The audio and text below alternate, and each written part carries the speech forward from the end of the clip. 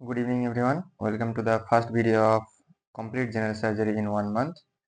So today's topic is wound and its healing. So what is wound?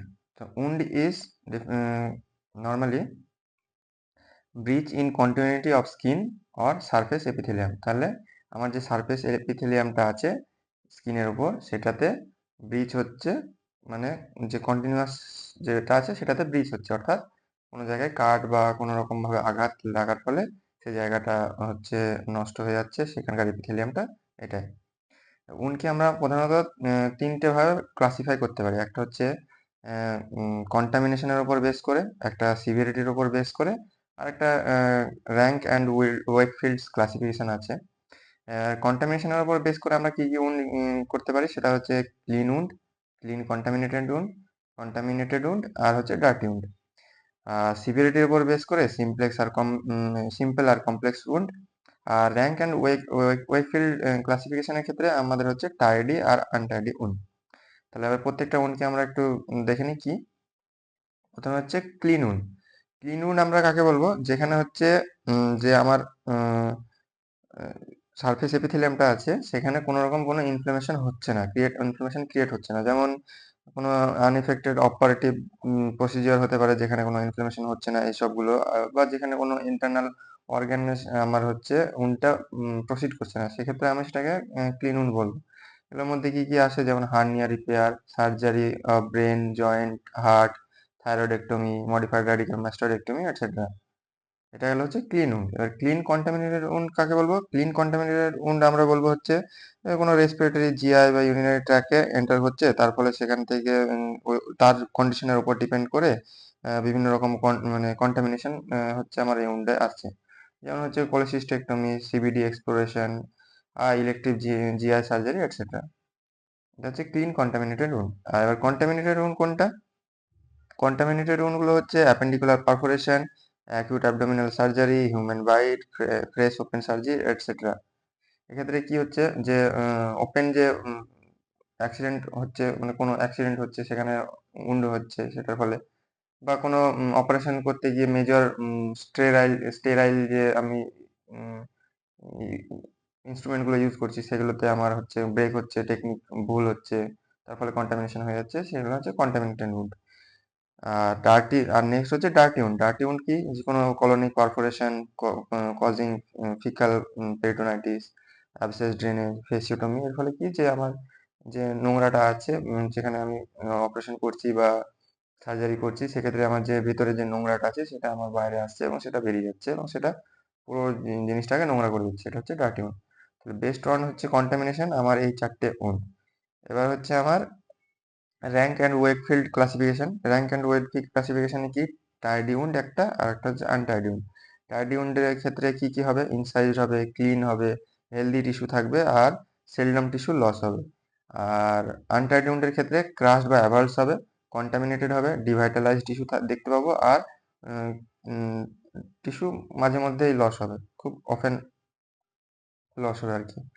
এবার হচ্ছে simple wound আর complex wound. এটা হচ্ছে আমার বেসড অন হচ্ছে সিভিয়ারিটি অফ দ্য উন্ড। তাহলে তার উপর ডিপেন্ড করে আমার হচ্ছে সিম্পল উন্ড আর কমপ্লেক্স উন্ড। সিম্পল উন্ড কি? Only skin and subcutaneous tissue is involve. আর কমপ্লেক্স উন্ডের ক্ষেত্রে আন্ডারলাইন ফেসিয়াল ব্রেক হবে, ইনজুরি টু মাসেল হতে পারে, নার্ভ হতে পারে, আর্টারি হতে পারে, ইভেন বোন অবধি যেতে পারে। তাহলে সেক্ষেত্রে আমি এটাকে বলবো হচ্ছে কমপ্লেক্স উন্ড। তাহলে এগুলো হচ্ছে আমার উন্ডের ক্লাসিফিকেশন। এবার উন্ডের ক্লাসিফিকেশন গেল। এবার হচ্ছে আমার উন্ড তো হলো, এবার উন্ডের হিলিং। এবার উন্ডের আমার হিলিং কি করে হয়? প্রথমত আমার কিছু ফ্যাক্টরস আছে যেগুলো আমার হচ্ছে যে উন্ডের হিলিং প্রসেস সেটাকে রিডিফাইন করে বা সেটাকে হচ্ছে ইনফ্লুয়েন্স করে। তো তাদের মধ্যে কি আছে? প্রথমত কিছু লোকাল ফ্যাক্টরস আছে আর কিছু সিস্টেমিক ফ্যাক্টরস আছে। এবার লোকাল ফ্যাক্টরস এর মধ্যে কি আছে? ইনফেকশন আছে, ইসচেমিয়া, ফরেন বডি, হেমাটোমা, মুভমেন্ট আর নেক্রোটিক টিস্যু। এই লোকাল ফ্যাক্টর গুলো যদি হয় তাহলে সেক্ষেত্রে আমার হিলিং প্রসেস ইদার খারাপ হতে পারে বা ভালো হতে পারে, ডিপেন্ড করছে তার উপর। কোনো ইনফেকশন থাকলে আমার অবশ্যই খারাপ হবে। ইসচেমিয়ার ক্ষেত্রে আমি হিলিং, যে আমার ব্লাডটা আসছে সেটা আটকা পড়ে যাচ্ছে, তার ফলে আমার হিলিংটা ঠিকভাবে হচ্ছে না। কোনো ফরেন বডি যদি সেখানে প্রেজেন্ট থাকে সে ওখানে ইনফ্লামেশন করে দিতে পারে, তার ফলে আমার যে উন্ডের হিলিং সে প্রসেসটা স্টপ হচ্ছে। কোনো হেমাটোমা যদি ওখানে জমে যায় সেক্ষেত্রে আমার উন্ড হিলিং হবে না। এবং আমি যদি খুব বেশি মুভমেন্ট করি সেই জায়গাটা, সেক্ষেত্রে আমার মুভমেন্ট আমার এই লিঙ্কটাকে হচ্ছে বাধাদান করে। আর কিছু যদি সেখানে নেক্রোটিক টিস্যু প্রেজেন্ট থাকে, তাহলে তো আমার অবশ্যই সেখানে নষ্ট মানে হতে হতে বাধ্য। এবার হচ্ছে কিছু সিস্টেমিক ফ্যাক্টরস আছে যেগুলো আবার উন্ড হিলিংটাকে ইনফ্লুয়েন্স করে। যেমন হচ্ছে ডায়াবেটিক, অ্যাডভান্স এজ, মানে বুড়ো বয়সের ক্ষেত্রে আমার যত মানে বাচ্চাদের ক্ষেত্রে আমার উন্ড যতটা তাড়াতাড়ি হিল হবে, আমার ইয়ের ক্ষেত্রে বড়দের ক্ষেত্রে আমার কিন্তু অত তাড়াতাড়ি হিল মানে হবে না। তারপর হচ্ছে ম্যালনিউট্রিশন, যদি কোনো বাচ্চা বা কোনো যে পেশেন্ট তার যদি ম্যালনিউট্রিশন থাকে, সেক্ষেত্রে আমার হচ্ছে উন্ড হিলিং হতে দেরি হবে। ভিটামিন সি ডেফিসিয়েন্সি যদি থাকে, সেক্ষেত্রে আমার উন্ড হিলিং লেট হবে। কোনো রেডিয়েশন যদি কোনো এক্সপোজার হয়, সেক্ষেত্রে আমার উন্ড হিলিং হবে। আর উন্ড হিলিং কম হবে। আর ম্যালিগনেন্সির ক্ষেত্রে আমার উন্ড হিলিং তো একটু ইনফ্লুয়েন্স হবে। তো এই হলো আমার লোকাল আর সিস্টেমিক ফ্যাক্টর যা উন্ড হিলিংটাকে আমার হচ্ছে ইনফ্লুয়েন্স করছে। এবার হচ্ছে ফেজ। আমার যে উন্ড হিলিংটা হচ্ছে সেটা মূলত ৩ টে ফেজে হয়। একটা হচ্ছে ইনফ্লেমেটরি ফেজ, একটা প্রলিফারেটিভ ফেজ, আর একটা রিমডেলিং ফেজ। তাহলে এবার এই ৩ টে ফেজ আমরা দেখে নিই কি, কি ফেজ। ১ম এ হচ্ছে আমার ইনফ্লেমেটরি ফেজ। তাহলে ইনফ্লেমেটরি ফেজটা কি? যে এইটা হচ্ছে ইমিডিয়েট যে আমার উন্ডটা ক্রিয়েট হলো, তারপর থেকে শুরু হয়ে যায় হচ্ছে আমার ইনফ্লেমেটরি ফেজ। তাহলে এখানে ইনফ্লেমেশন হয়। এটা কত ২ থেকে ৩ দিন অবধি লাস্ট করে। এটা কিভাবে হয়? ১ম এ আমার উন্ড ক্রিয়েট হলো। সেই উন্ডের ক্রিয়েট হওয়ার জন্য আমার কি ভেসোকনস্ট্রিকশন হচ্ছে, আর যে প্লেটলেট গুলো যে ওখানে যে ব্লাড ভেসেলস গুলো আছে সেগুলো ডিস্ট্রয় হচ্ছে। তার ফলে সেখানে প্লেটলেট গুলো কি করছে, এন্ডোথেলিয়াল লাইনিং অফ দ্য ভেসেলটাকে ড্যামেজ করছে। তার ফলে প্লেটলেট এডিপি রিলিজ করছে। এবার প্লেটলেট যখন এডিপি রিলিজ করছে, তার ফলে প্লেটলেটের অ্যাগ্রিগেশন হচ্ছে এবং উন্ড গ্যাপটা ফিল হচ্ছে। তাহলে প্লেটলেট অ্যাগ্রিগেশন হয়ে উন্ড গ্যাপটা আমার ফিল করছে। এটা আমার ন্যাচারাল একটা প্রসেস। তাহলে এই প্রসেসের জন্য আমার মেন যেটা হয় সেটা হচ্ছে আমার ব্লিডিংটা স্টপ হয়। তাহলে ব্লিডিং স্টপ হয়ে গেলে আমার এটা একটা মোস্ট ভাইটাল জিনিস হচ্ছে কি, ব্লিডিংটা স্টপ করা কোনোভাবে। তাহলে প্লেটলেট আমাদের হেল্প করছে হচ্ছে ব্লিডিংটা স্টপ করতে। ব্লিডিং ছাড়াও আরো দুটো প্রসেস হয় আমার, সেটা হচ্ছে যে প্লেটলেট গুলো আছে এবং কিছু ইনজিওর্ড টিস্যু আছে, তারা কি করে, ভেসো অ্যাক্টিভ অ্যামাইন ক্ষরণ করে, such as histamine, serotonin, prostaglandin, এগুলো আমার ক্ষরণ হয়। তার ফলে কি হয়, ভাস্কুলার যে পারমিয়াবিলিটিটা আছে সেটা ইনক্রিজ হয়। আর প্লেটলেট আরেকটা যে কাজ করে সেটা হচ্ছে সাইটোকাইন খরচ করে, আলফা গ্র্যানুলস থেকে সাইটোকাইন খরচ করে। যেমন হচ্ছে পিডিজিএফ, টিজিএফ, বিটা, পিএফ, আইভি, এটসেট্রা। এরা কি করে হচ্ছে ইনফ্ল্যামেটরি ফ্যাক্টরস গুলোকে অ্যাট্রাক্ট করে, সাচ অ্যাজ হচ্ছে পলিমরফোনিউক্লিয়ার লিম্ফোসাইট অ্যান্ড ম্যাক্রোফেজেস। তাহলে এদেরকে অ্যাট্রাক্ট করে। তাহলে এদিকে আমার ভাস্কুলার পারমিয়াবিলিটিও বাড়ছে, এদিকে আমার ইনফ্ল্যামেটরি ফ্যাক্টরস গুলো মানে অ্যাট্রাক্ট হচ্ছে। তার ফলে কি হচ্ছে, প্রচুর পরিমাণে আমার ইনফ্ল্যামেটরি সেলস হচ্ছে ইনফিল্ট্রেট হচ্ছে। তাহলে প্রচুর পরিমাণে ইনফ্ল্যামেটরি সেলস ইনফিল্ট্রেশন হওয়ার ফলে কি হচ্ছে, যে ম্যাক্রোফাজটা আছে সে ডিভাইটালাইজ টিস্যুগুলোকে রিমুভ করছে আর ফাইব্রোব্লাস্ট অ্যাক্টিভিটিটাকে রেগুলেট করছে। তাহলে এই গেল হচ্ছে আমার ইনফ্ল্যামেটরি ফেজ। এটা আমার ২ থেকে ৩ দিন অবধি, যখন উন্ড ক্রিয়েট হলো তার থেকে ২ থেকে ৩ দিন অবধি আমার ইনফ্ল্যামেটরি ফেজ চলে। তাহলে ইনফ্ল্যামেটরি ফেজের পর আমার কি আসে, সেটা হচ্ছে আমার প্রলিফারেটিভ ফেজ। তাহলে প্রলিফারেটিভ ফেজ, এই ফেজটা কি, ডে 3 তাহলে 1 থেকে মানে শুরু হওয়া থেকে ২ বা ৩ দিন অবধি আমার চললো ইনফ্ল্যামেটরি ফেজ। তারপরে ডে 3 থেকে শুরু হচ্ছে আমার প্রলিফারেটিভ ফেজ। এটা কতদিন চলবে? 3rd উইক অবধি চলবে। তাহলে এটা কিভাবে হচ্ছে, প্রথমে আমার যে ফাইব্রোব্লাস্ট গুলো আছে, আগে ইনফ্ল্যামেটরিতে ফাইব্রোব্লাস্ট গুলো অ্যাক্টিভেট হচ্ছিল। তাহলে ফাইব্রোব্লাস্ট অ্যাক্টিভেশন হচ্ছে, তার ফলে প্রচুর পরিমাণে আমার কোলাজেন প্রোডাকশন হচ্ছে। Collagen, glycosaminoglycan and proteoglycans with the new capillary loop form and reepithelialization of the wound surface. তাহলে আমার এখানে কি হচ্ছে, প্রচুর পরিমাণে কোলাজেন গঠন হচ্ছে। এরা গিয়ে নতুন ক্যাপিলারি লুপ ফর্ম করছে এবং যে আমার ডিভাইটালাইজড হয়ে গেছিল সেটা রিএপিথেলাইজেশন হচ্ছে। তাহলে যে উন্ড সারফেসটা রিএপিথেলাইজেশন হচ্ছে। এবার এখানে কি হয়, tensile strength of the wound increase due to increase deposition of collagen, যেটা টাইপ 2 কোলাজেন হয় সেটা। তাহলে এবার যে টাইপ 2 কোলাজেনটা হয় সেটা আমার র‍্যান্ডম ফ্যাশনে ওখানে হচ্ছে ডিপোজিট হচ্ছে। তার ফলে যে টেনসাইল স্ট্রেংথ উন্ডের সেটা বাড়াচ্ছে। এর এক্ষেত্রে আমি আমার যে ডিপোজিটেড যে টাইপ 2 কোলাজেন গুলো হয় সেগুলো কিরকম হয়, এরকম যদি আমি দেখি নরমাল এরকম ইয়ে থাকলে এরকম কোনো র‍্যান্ডম ফ্যাশনে এরা এসে হচ্ছে আমার ডিপোজিট হয়ে যাচ্ছে। Type 2 collagen.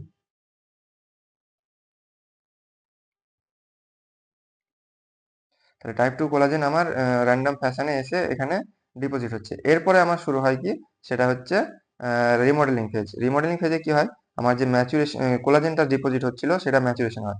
তাহলে এখানে টাইপ 1 যে কোলাজেন সেটা টাইপ 3 কোলাজেনে হচ্ছে রিপ্লেস হয়। এটা কি হয় 4:1 রেশিওতে। তাহলে এখানে যে কোলাজেন গুলো আছে, তাহলে এগুলো কি হয় আমার একটা নির্দিষ্ট ফ্যাশনে এরা হচ্ছে আহ, যে যে লাইন অফ টেনশনটা ক্রিয়েট হয় সেই অনুযায়ী এরা হচ্ছে অ্যালাইন হয়ে যায়।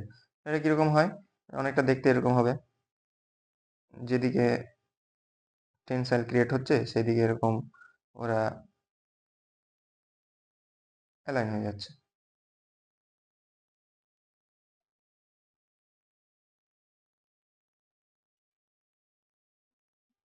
এরকম এটা গেল আমার হচ্ছে টাইপ 1 কোলাজেন। তাহলে আমার টাইপ 1 কোলাজেনটা এইভাবে আমার রিমডেল হয়। এবার রিমডেল হওয়ার ফলে কি হয়, আমার যে ওখানকার যে কন্ট্রাকশন সেটা হচ্ছে ডিক্রিজ হয়। তার ফলে আমার ওই জায়গাটা ধীরে ধীরে ধীরে ধীরে আবার ঠিক হয়ে যায়। তো এই গেল হচ্ছে আমার 3টে ফেজ। ইনফ্ল্যামেটরি ফেজ, যেখানে আমার উন্ডটা হওয়ার পর প্লেটলেট গুলো আসলো, প্লেটলেট এডিপি ক্ষরণ করলো, এডিপি ক্ষরণ করার পর প্লেটলেট অ্যাগ্রিগেশন হলো, সে ওখানে উন্ড গ্যাপটা ফিল করলো, তার ফলে ব্লাডটা স্টপ হলো। এবার প্লেটলেট কি করছে, ভ্যাসোঅ্যাক্টিভ অ্যামাইন্স আর হচ্ছে সাইটোকাইন ক্ষরণ করছে, তার ফলে আমার ভাস্কুলার পারমিবিলিটিটা ইনক্রিজ হচ্ছে, আর যে ইনফ্লেমেটরি সেলস গুলো আছে সেগুলো ইনক্রিজ হচ্ছে। তার ফলে আমার যে ডিভাইটালাইজ টিস্যু গুলো ছিল সেগুলো রিমুভ হচ্ছে এবং ফাইব্রোব্লাস্ট অ্যাক্টিভিটিটা বাড়ছে। এর ফলে আসলে আমার হচ্ছে প্রলিফারেটিভ ফেজ। প্রলিফারেটিভ ফেজের ক্ষেত্রে আমার এটা ডে 3 থেকে 3rd উইক অবধি যায়। এখানে ফাইব্রোব্লাস্টের অ্যাক্টিভেশন হয়। এর ফলে কোলাজেন ক্ষরণ হয়, কোলাজেন গুলো র্যান্ডম ফ্যাশনে ডিপোজিট হয়। এরপরে রিমডেলিং ফেজ। রিমডেলিং ফেজের ক্ষেত্রে কোলাজেন গুলো আমার ম্যাচিওর হয় এবং যে টেনশন আছে, লাইন অফ টেনশন সেই বরাবর এরা অ্যালাইন হয়েছে। তাহলে এটা গেল হচ্ছে আমার 3টে ফেজ। এবার হচ্ছে আমার যে হিলিং এর প্রসেস সেটা আপাতত আমার 3টে ভাবে হয়। একটা হচ্ছে হিলিং বাই প্রাইমারি ইন্টেনশন, একটা healing by secondary intention, and another one is healing by tertiary intention. তাহলে হিলিং বাই প্রাইমারি ইন্টেনশনের ক্ষেত্রে কি করি আমি, উন্ড এজটা অপোজ করা হয় সুচার দিয়ে। কসমেটিক্যালি এটা বেস্ট হয়। আর এটা করা হয় ক্লিন ইনসাইজ উন্ড আর সার্জিক্যাল উন্ডের ক্ষেত্রে। সেকেন্ডারি ক্ষেত্রে কি হয়, উন্ডটাকে আমার লেফট ওপেন করা রেখে দেয়, মানে আমি ওটা খোলা রেখে দিই, আমি ওখানে কোনো সুচারিং করি না। তার ফলে কি হয়, এটা গ্র্যানুলেশনের দ্বারা হিল হয় এবং কন্ট্রাকশন আর এপিথেলিয়াইজেশনটা ঠিকঠাক হয়। এক্ষেত্রে কিন্তু আমার স্কার দেখা যেতে, মানে পুওর স্কার পায়, ঠিক আছে। আর এটা গ্রসলি কন্টামিনেটেড উন্ড আর গ্রস টিস্যু লসের জন্য করা হয়। তাহলে আমার হলো প্রাইমারি ইন্টেনশন, সেকেন্ডারি ইন্টেনশন। এবার নেক্সট আসছে হচ্ছে আমার হিলিং বাই টার্সিয়ারি ইন্টেনশন। এবার হিলিং বাই টার্সিয়ারি ইন্টেনশনের ক্ষেত্রে আমার কি করা হয়, এটার ক্ষেত্রে আমি প্রথমে যে উন্ডটা ছিল সেটা লেফট ওপেন রেখে দিলাম। তার ফলে মানে ওপেন রাখার পর এবার আমি কি রেগুলার ড্রেসিং করছি নর্মাল স্যালাইন দিয়ে। নর্মাল স্যালাইন দিয়ে আমি প্রত্যেকদিন জিনিসটা আমি পরিষ্কার করছি এবং এটাকে আমি হচ্ছে ইনফ্লামেশন থেকে দূরে রাখছি। আর তারপরে কি করা হয়, যখন উন্ড কন্ডিশনটা ফেভারেবল হয় তখন আমি সেই উন্ডের এজটাকে মোবাইলাইজ করে দিই। তারপরে আমি উন্ড এজটাকে সুচার করে পজিশন করে দিই। তাহলে প্রাইমারি প্রাইমারি ইন্টেনশনের ক্ষেত্রে কি হচ্ছিল, আমি সূচারটাকে আমি হচ্ছে প্রথমেই আমি সূচার করে দিচ্ছিলাম এবং জিনিসটাকে আটকে দিচ্ছিলাম। সেকেন্ডারি ক্ষেত্রে আমি একদমই খোলা রেখে দিচ্ছি এবং নিজে থেকেই ন্যাচারালি হতে দিচ্ছি। টার্সিয়ারির ক্ষেত্রে কি আমি প্রথমে খোলা রাখছি, কিন্তু যখন আমি দেখছি ও মোবাইল হয়ে যাচ্ছে, তখন আমি ওটাকে সূচার দিয়ে ওর অ্যাপোজিশন করে দিচ্ছি। এটাতে স্কারটা লেস স্যাটিসফ্যাক্টরি হয়। আর এটা কন্টামিনেটেড আর আনটাইডি উন্ডের ক্ষেত্রে এটা মেনলি করা হয়। তাহলে এগুলো হচ্ছে আমার প্রসেস অফ হিলিং, মানে যে কি প্রসেসে আমার হিলিংটা হচ্ছে, প্রাইমারি, সেকেন্ডারি আর টার্সিয়ারি। এরপরে নেক্সট আসছে হচ্ছে আমার এই যে উন্ড হিলিংটা হলো, উন্ড হিলিং হওয়ার পর কিছু কমপ্লিকেশনস থাকে। সেই কমপ্লিকেশনস গুলো কি, কমপ্লিকেশনস মূলত আমার প্রথমে ইনফেকশন হতে পারে, যে এখানে আমার কোনো ইনফেকশন হওয়ার জন্য উন্ড হিলিং এর জন্য কোনো কিন্তু কোনো ক্ষেত্রে আমি যেমন সেকেন্ডারি ক্ষেত্রে আমি লেফট ওপেন রাখছি, তো সেক্ষেত্রে বিভিন্ন রকম ইনফেকশন হতে পারে, অ্যানারোবিক, অ্যারোবিক, বা কোনো ব্যাকটেরিয়া কন্টামিনেশন, কোনোভাবে আমার ইনফেকশন হতে পারে। তো এটা একটা কমপ্লিকেশনস। উন্ড ডেহিশনস হতে পারে, কেলয়েড ফর্মেশন হতে পারে বা হাইপারট্রফিক কেলয়েড ফর্মেশন হতে পারে। ওখানে জায়গাটা মোটা হয়ে একটা হচ্ছে স্কার টাইপের একটা ক্রিয়েট হয়ে যায়, সেটাকে কেলয়েড আমরা নর্মালি বলি। এছাড়া সাইনাস এবং হাইপারট্রফিক স্কার তৈরি হতে পারে। আর ক্রনিক নন হিলিং আলসার তৈরি হতে পারে যদি আমার ওই উনটা যদি ঠিকঠাক ভাবে না হিল করে, তাহলে নন হিলিং আমার ওখানে আলসার তৈরি হতে পারে, বা ইনফেকশন যদি হয়ে যায় সেক্ষেত্রে আমার কিন্তু আলসারে প্রসিড করতে পারে। So these are the complications of wound healing.